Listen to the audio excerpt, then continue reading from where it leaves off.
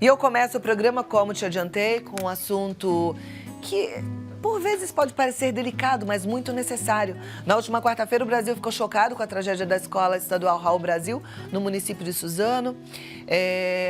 Infelizmente, a gente teve que se deparar com isso tudo, mas, felizmente, a gente tem a possibilidade de abrir os olhos para essa realidade. Isso tem a ver com a gente. Isso tem a ver com a minha atitude, com a sua atitude. Não adianta a gente apontar dedo, a gente precisa realmente prestar atenção na nossa parte. O que é que a gente pode fazer para mudar isso? O que é que a gente pode fazer em relação aos nossos filhos ou aos que estão próximos da gente? Hoje eu recebo a psicóloga clínica, ela é coach, palestrante, escritora, CEO da Conexão Direta 4D Coach, especialista em Enneagrama, que é o estudo da personalidade, Cíntia Roberta Conte. Seja muito bem-vinda. Obrigada. Uma alegria te receber e melhor ainda poder tratar com você sobre esse assunto que é tão importante e tão delicado, né? Eu li vários textos sobre o que aconteceu na tragédia lá em Suzano. Hoje a gente lê na internet que eles estavam envolvidos aí numa internet baixa e que estimula os jovens a essas atrocidades. Mas eu acho que eu li um texto que foi muito elucidativo do padre Fábio de Mello, que ele finaliza e conclui dizendo que, na verdade, isso tudo tem a ver com a falta de amor. E é o que a gente estava conversando ali fora, né, Cíntia? É isso, né? Primeiro, boa tarde. Boa tarde a todos. É um tema que, se eu pudesse escolher um outro tema para vir no programa falar, obviamente a gente escolheria. Mas, é claro, como você falou, é muito importante, né? Aconteceu, muito triste, a gente se compadece, tem empatia com aqueles que estão sofrendo e que sofrem, mas nos abre para grandes reflexões, né? Porque é a gente pensar essa situação de uma forma muito ampla, né? Porque a gente pode parar para pensar sobre transtornos psíquicos, sobre estresse pós-traumático, como que a gente vai cuidar desses adolescentes agora, a falta de diálogo em casa, a falta de diálogo entre a escola e a família, são tantos temas, né? Mas pensando em tudo isso, eu falei, puxa, o que eu gostaria de levar para o programa? E eu acho que todos esses temas têm um ponto em comum, que é o amor ou a falta dele, né? Então, a gente poder pensar na questão do amor hoje em dia, porque eu acho que o amor banalizou e se perdeu e tem se perdido, a gente tem deixado esse amor se perder. Eu falo que agora a falta de amor vira lei, né? Então, agora a gente precisa de lei para os negros, lei para as mulheres ser protegida, lei para as crianças ser protegida. E, de repente, se a gente sentisse esse amor de verdade, né? Se a gente voltasse ao Criador, que quando fala que Deus é amor, né? Significa que a nossa sociedade está doente, está enferma como está, porque a gente tem se afastado de Deus e do amor. Então, é uma questão que eu acho que a gente pode trabalhar, pode olhar com cuidado, pode se repensar, né? Porque é uma situação que aconteceu lá, mas anteontem aconteceu nos Estados Unidos, ontem em Suzano, e amanhã, se eu não fizer nada, pode acontecer na escola do meu filho, na escola do seu filho, a gente não sabe. Então, o que a gente pode mudar? Quais são as questões que a gente pode trabalhar dentro de casa? Eu gosto muito da frase da Cora Coralina, quando ela fala que quer mudar uma sociedade, vá para casa e ame a sua família. Né? Agora, esse ame a sua família, eu acho que é algo que a gente ainda precisa aprender. Porque eu me lembro que nas gerações anteriores, o amor ele tinha muito a ver com a autoridade, mas parece que estava dando certo aquilo. Mas a nossa geração, por exemplo, me parece que se ressentiu contra aquele tipo de educação e veio adotar uma educação liberal, uma educação de amizade, né? Eu sou muito amiga da minha filha, eu sou muito amiga do meu filho e, na verdade, perdeu-se um pouco esse amor que a gente trabalha aqui toda segunda-feira, que é o amor exigente, que é um amor com comprometimento, né? Com limites, com consequências. Como é que é para achar essa dose correta de amor? O que a gente tem que pensar? A primeira coisa que eu gosto de falar com os pais quando vão no consultório é que como é que está o seu amor próprio? Porque não é nosso papel receber amor de filho. Eu acho que os pais hoje mais esperam é ser amados por os nossos filhos. E não, pode ser uma consequência das nossas atitudes. Mas é o que eu falei, o amor banalizou. Então, tudo virou amor, né? Então, eu recebo adolescentes no consultório e falo assim, eu transei com... Eu fiz amor com um rapazinho que eu conheci ontem. Eu falo, não, você não fez amor, você fez sexo. Vamos usar as palavras certas, né? Porque o amor é algo muito maior. É muito maior que a paixão, é muito maior que o amor fraternal, é algo muito mais amplo e que a gente precisa entender. E você foi num ponto que é fundamental, que é o amor que é disciplina, o amor é limite, o amor é respeito, o amor é não, né? Hoje em dia nós não sabemos dizer não. A culpa toma tanto um espaço dentro do nosso coração que a gente vai cedendo para os nossos filhos. Quantos filhos vivem com os avós, né? São criados pelos avós porque os pais têm que trabalhar. Não há mal nenhum, só que a gente sabe que avô serve para estragar filho. A voz que nos perdoe, né? A voz na casa de avô que pode ama, tudo. na verdade, é porque assim, porque o papel do avô realmente é esse Exatamente. amor incondicional, vamos curtir, né? Exato, eles já educaram. Eles já fizeram esse papel de educador emocional com a gente, né? Então agora o que eles querem? Eles querem estragar mesmo. Pode subir no sofá, pode. Só que aí o que acontece? Quando essas crianças chegam em casa, é muito mais difícil disciplinar. A gente precisa, como pai, ter mais discernimento, mais objetividade, mais praticidade e mais limite. É muito mais cansativo educar hoje na nossa sociedade, mas é preciso para que não aconteçam coisas e atrocidades como a gente tem visto aí, né? Acompanhar, eu também trabalho, meu marido trabalha, a gente chega cansado em casa, né? Mas a gente tem que saber que nós escolhemos ter filhos. E se a gente escolheu, que a parte mais fácil de ter filho, às vezes para quem não tem problema, é o nascimento. Porque é o educar que é cansativo mesmo. Então tem pais que chegam e falam assim, mas eu já falei 1001 vezes isso para ele. Eu falo, então você se prepara para 1 milhão e com amor. Né? Tem dias que a gente não vai ter amor mesmo, vai falar mais bravo, mas no dia que você está mais tranquilo, que você está mais apaziguado, fale, olha, filho, eu já falei 1000 vezes, mas eu vou falar mais 1500 se for necessário. Mas você tocou num ponto muito correto, que é o amor próprio. E aí eu acho que a gente precisa... Porque educar, né, a gente vai delegando. É o outro, não, o problema é o filho, não ele é que tá mal educado, não. Você, o amor próprio, eu acho que isso aí é a raiz de tudo. Porque quando a gente se ama, a gente não fica esperando a aprovação do filho, a gente não sente tanta culpa, a gente sabe quem a gente é. Exato. Agora, a gente perdeu muito desse amor próprio, né? A gente está também muito perdido. Muito. Com tanta informação, eu volto e meia escrevo no meu Instagram, para de olhar a vida dos outros, para de achar que a vida dos outros é melhor que a sua, para de olhar que o corpo da outra é melhor que o seu. A gente tem que voltar a entender que a gente é um ser único, amado e aprovado e ponto, né? E esse amor, eu acho que ele está muito relacionado com a forma de criação que a gente teve também, mas eu sempre digo que depois dos 20 anos é a hora onde a gente pode falar um basta para tudo. E eu posso decidir a me amar a partir daí, né? Eu posso decidir a me respeitar a partir daí, eu posso decidir pôr limites a partir daí, porque tudo é disciplina. Mas a gente acha que não, que tem que ser livre, né? A gente tem confundido um pouco alguns princípios, alguns conceitos, e nisso a gente tem perdido esse amor, que é tão importante hoje, né? A gente resgatar o que significa amor, porque eu sempre falo que as pessoas confundem um pouco o amor com a paixão, com o amor eros, né? E aí fica muito confuso, porque aí vira aquele amor que eu sofro. E se no amor eu sofro, eu não quero sofrer. Então eu tenho deixado de amar, né? E aí eu vou precisar exatamente daquilo que eu falei, das leis, para me dizer até qual é o meu limite de respeitar o outro ou não. Então eu faço, acho que um convite hoje que a gente possa abrir o nosso coração para o amor, porque amor não é só receber. Amor também é doação. E quando eu dou, eu me amo mais também. Porque eu falo, putz, como eu sou bacana, sabe? Então, são esses tipos de amor que eu acho que a gente tem perdido a sensibilidade para ver e para olhar, para ajudar. O amor que cumprimenta no elevador, sabe? São gentilezas. Eu acho que o amor, ele é sutil nas nossas gentilezas, no nosso cotidiano, no nosso dia a dia, ou deveria ser.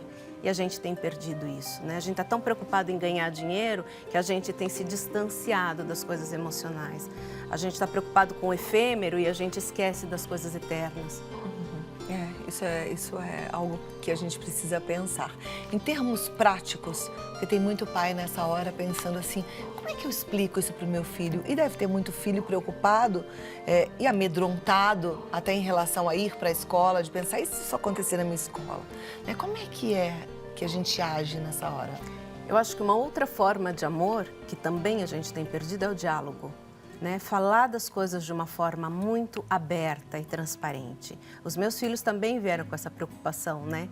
E como às vezes a gente fala, não vamos falar sobre isso, não, isso não foi na sua escola, deixa... Não, essa é a hora de falar. Se aconteceu, vamos falar. Tanto para os adolescentes que passaram pela situação né, bem pertinho ali na escola mesmo. Deixa esses adolescentes falarem a respeito do que eles sentiram, pelo amor de Deus. Essa é a hora deles poderem falar. Quanto os nossos filhos, que vão trazer situações ou vão trazer essas questões para casa porque escutaram um amiguinho falando, ouviram no noticiário. É importante que a gente dialogue, sente com o seu filho e sentar mesmo. Né, eu uso muito chão, às vezes as pessoas falam, nossa, você fica mesmo no chão? Eu falo, fico porque eu tô acostumada a ficar no chão com as crianças. Né? Senta no chão e vamos falar a respeito, vamos ter medo de falar. Né? Não às vezes a gente acha que o não falar vai gerar que meu filho não passe por situações ou não se torne agressivo.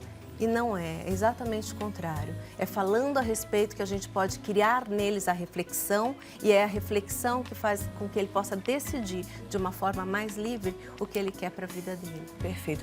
Ao mesmo tempo, tem muitos pais que estão amedrontados. Hoje mesmo, num dos grupos meus de WhatsApp, tinha uma mãe falando assim, será que eu corto a internet em casa? Né? Porque fica pensando, puxa, se a internet está levando esses jovens a tomarem esse tipo de decisão, é melhor cortar a internet. E aí... eu queria te ouvir também em relação a isso. Então, eu acho um tema super importante, a gente não pode esquecer, a internet está aí para todos. Por que uns atuam dessa forma e outros não? Então, existem aí uma gama de situações e de motivações que levam esses jovens a tomar atitudes como essa. Então, o problema não é a internet. Claro que se eu puder tomar cuidado com o tempo, não vou deixar meu filho um dia inteiro ou deixar solto, né? Tem mãe que deixa o filho se fechar no quarto e ficar. Não, vamos olhar, é nosso filho, é nosso... Outra forma de amor é o cuidado, né? E a gente deve cuidar dos nossos filhos nesse sentido, não é proibir, é acompanhar. Vamos acompanhar o que eles estão vendo também. Agora, para acompanhar, eu fico sempre pensando, a gente precisa entender um pouquinho. Então, não adianta também a gente ficar ali, né, no mundo à parte, só quero ver minha novela, só quero fazer o meu tricô, não quero entender nada de internet, não, tem que entender um pouquinho, tem que penetrar um pouquinho no universo dessa meninada, porque senão você chega lá no computador, ele aperta um botão, você não viu o que ele está fazendo. Né? E a gente precisa ver. As crianças tímidas, às vezes, elas se trancam muito e muitos pais acham que, ok, ele é super estudioso. Tem que ficar atento, né?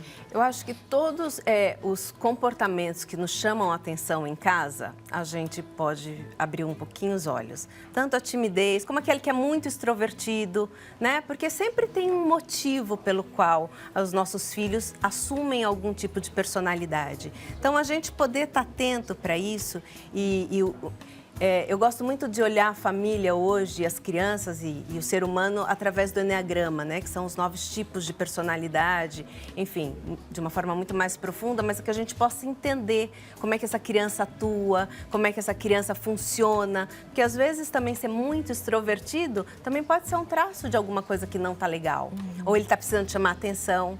Né? Então, sempre que tem algum destaque, eu acho que você falou uma coisa legal, que é assim, vamos sair do nosso universo só de ficar olhando a novela ou ficar tricotando e entrar um pouquinho no universo dos nossos filhos. Chamou a atenção por qualquer motivo, olha. E se vem a paz no teu coração, você olha e fala, não, é saudável, bacana, deixa. Mas sempre aquela atenção e sempre muito, muito diálogo. Como você se sente? Eu gosto muito de perguntar para meus filhos. Como vocês estão se sentindo hoje? O que vocês sentiram na escola? Porque através desse sentimento, né, quando a gente pensa nesses dois jovens que atuaram dessa forma tão violenta, a gente pode ver o quanto eles não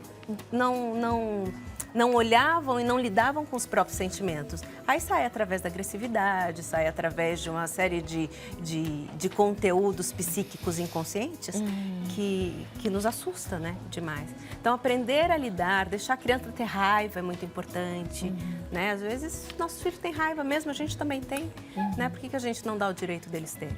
Perfeito. Mas vamos falar um pouquinho dessa história do bullying, né? Eu acho que eu fui beneficiada de alguma forma pelo bullying que eu sofri. Eu falava muito e a turma da minha escola zoava porque eu falava demais. A hora que eu pude falar profissionalmente, que me deram a chance de pegar o microfone para falar, eu falei com tanto amor, com tanto prazer, e aí eu descobri que era isso que eu amava. E falei, é nisso que eu vou focar minha vida. Então me ajudou de certa forma.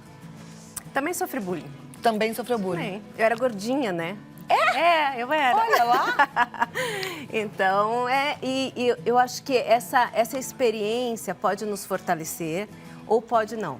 né? Aquilo que eu estava explicando do Eneagrama das personalidades, vai depender de como essa criança recebe, de como a criança que atua o bullying, que faz o bullying, a forma que ela faz, com o que ela mexe, né? Porque se falarem para você, Claudinha, você é muito feia, você vai falar, tá, ok, né? Ou seja, se ela vai exatamente na ferida da outra criança, pode causar um dano muito grande também. Mas a gente volta no princípio da falta do amor. Por que essas crianças estão precisando fazer tanto bullying na escola? A gente sofria, mas hoje é um bullying um pouco mais agressivo do que aquela época, né? O que está faltando em casa, quando a gente pode, se a gente puder pensar e se a gente puder olhar, né? E aí eu gosto sempre de perguntar, quantas vezes por dia você diz que ama seu filho? O amor está aqui para a gente dar, né? Não paga nada.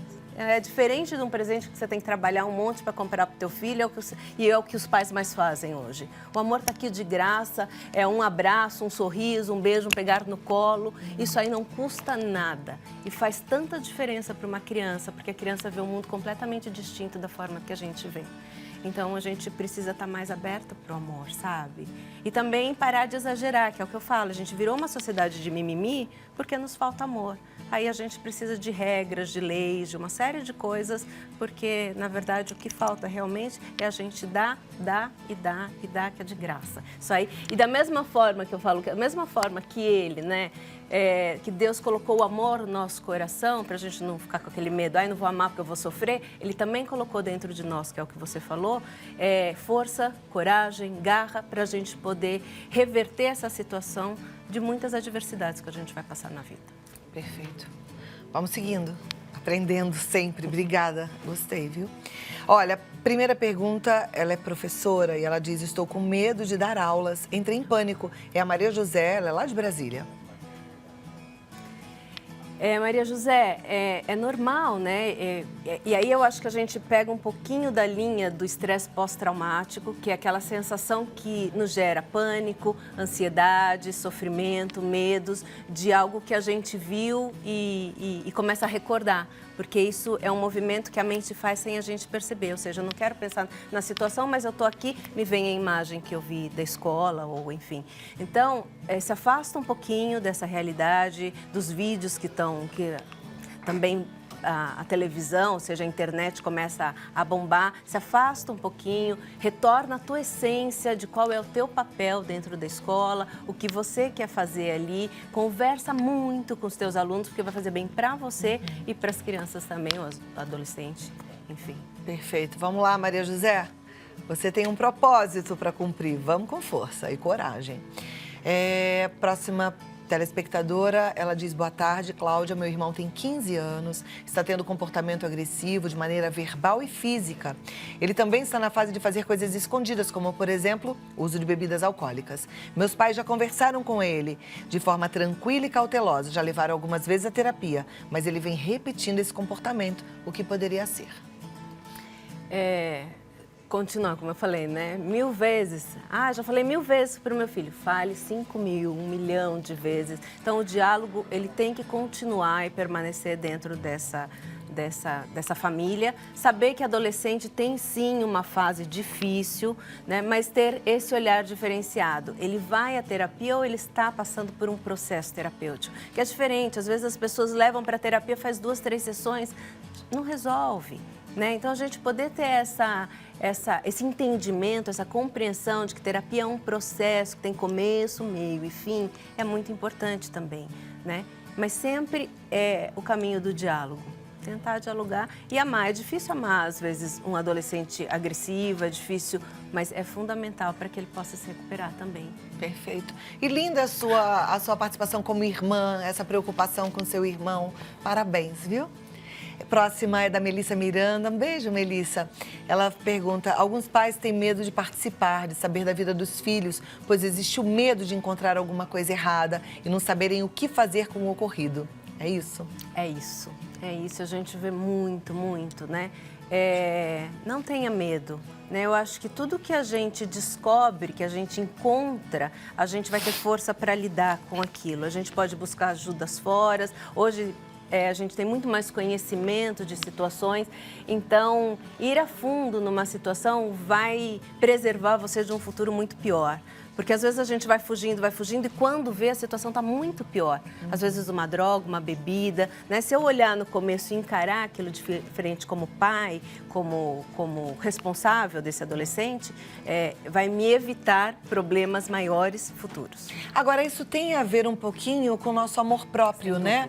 Porque a gente fica com tanto medo de encontrar algo de errado que possa, de alguma forma, nos acusar como fui negligente, não fui boa mãe, errei aqui ou ali, que a gente prefere não ver, não é? E se a gente sabe quem a gente é, o quanto a gente fez, o quanto a gente tem de amor, eu acho que a gente procura com mais coragem do que vai encontrar. A gente precisa entender que os nossos filhos são frutos do relacionamento nosso com eles, mas também são frutos do que eles vivem no meio social, da própria personalidade que eles já nascem com ela, para a gente não se culpar tanto. Então, ter esse conhecimento nos alivia um pouco, sabe? Essa responsabilidade que, está passando por essa situação porque a culpa é minha. Né? Essa coisa da culpa, eu sempre falo, culpa serve para ficar no lixo, porque na nossa vida ela não serve para absolutamente nada. Então, a gente poder jogar a culpa no lixo e saber quem a gente é, o que a gente fez, o que estava ao alcance de fazer. Se a gente não fez diferente, é porque a gente não dava conta naquele momento. Mas eu amei isso que você falou. Olha, eu quero que você preste atenção, porque isso eu acho que é libertador. O filho, ele é fruto da nossa relação com ele, mas a relação dele com a sociedade, dele com a vida, dele com o Criador. Quer dizer, a vida dele é a vida dele. Ele é ele. Já nasce com uma personalidade também. Muito bom. Próxima. Boa tarde, Cláudia. Parabéns pelas temáticas do programa. Obrigada. Ela diz, aprendo muito. Na sua opinião, as mães idosas que preferem ficar em seus cantinhos também devem sair do comodismo e visitar seus filhos? Eu vou passar a palavra para a Cíntia. Genial. Eu acho que relação de amor é feita dos dois lados, né? Então, acho sim que mãe idosa deve sair, a não ser que tenha um problema, né? A pessoa Ela até pergunta se são pessoas que não podem se deslocar.